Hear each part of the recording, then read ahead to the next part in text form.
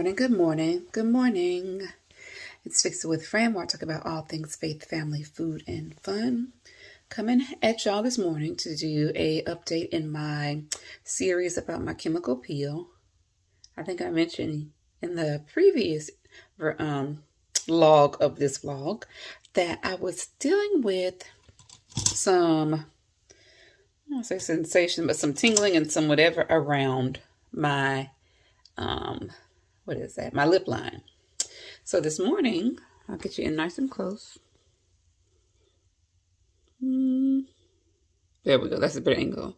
It definitely has gotten something out of there. So I ain't even washed my face yet. Y'all seeing sleep in my eyes, all of that. Just got Monica squared away and off to daycare. This is usually the time that I flip around and get myself ready for the day. So I wanted to show y'all that because what I mentioned before is that I have different like esthetician tools like these. So this is one where there's a smooth, where I was saying, let's see if I can bring it into focus. Yeah, there's one end that's like this, that's kind of curved. And then there's another end like this that has like a more flat side to it. So I'm going to use, I think, this curved side to get this out. I'm not going to do much manipulation. So these tools like this, and I have a set that had like 4 or 5 of them. I have a couple of these sets. At one point, there were a lot of them coming out as product reviews, and so I got a couple of them to have. I even gave some away like as Christmas presents, because once I had mine, even my husband does not like when I want to pop his pimples. So when I got these, he was more open to it, because sometimes he would have bumps and I'm just like, I know you're not supposed to mess with them. But sometimes I'm like, if it's hurting, if it's painful to even look at, like, dude, let me pop it. So yeah, I got these. And I even like back in the day when Dr. Pimple Popper was a YouTuber and was posting videos from her office, I used to watch that, but I can't watch now. Like, it's kind of getting too extreme for me. So I am not going to pop this on camera, but I'm going to do that. But let you know, still, like everything else, I still feel fine. I find some places where my skin isn't peeling, but I'll just notice little like areas where it's kind of flaking off or whatever. And sometimes I'll think it's lint on my face, and then I'm like, wait, maybe that was skin. So I've still had to fight the urge to scratch my face. Sometimes it's worse at night, like, oh my gosh, at night. And it's like, I have to remind myself, because when you're like halfway asleep or like rolling over and you go to scratch your face, you're not thinking about the fact like, oh, I just had a facial done. So I realize times like that are going to happen, but as much as I can minimize it in between is what I'm trying to do. So I'm gonna get myself ready for the day, wash my face, do the routine again, pop this, and I'll come back at y'all later, either with the update midday or just end of the day, how it goes after that. So see y'all later. So everything is done. Just checking back in with y'all before I get the rest of my day started. Distracted by whatever's in my head.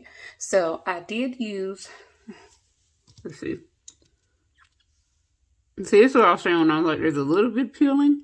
Sorry, when I mentioned that there's a little bit of peeling, like right here on my lip. Sorry, right here on my lip.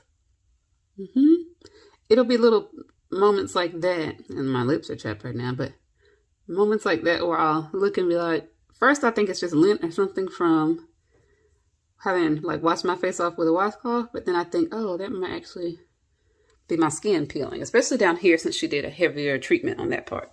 But ready to go. Just took my bonnet off. Fifi is my nickname for my hair. So you'll get to know Fifi in all of her phases of life. So right now, usually the first week after I get my hairstyled, shingled, and like finger curled, she'll be like this, and then she starts to grow. And then by the time she grows out to where I really love her, it's time for my next appointment.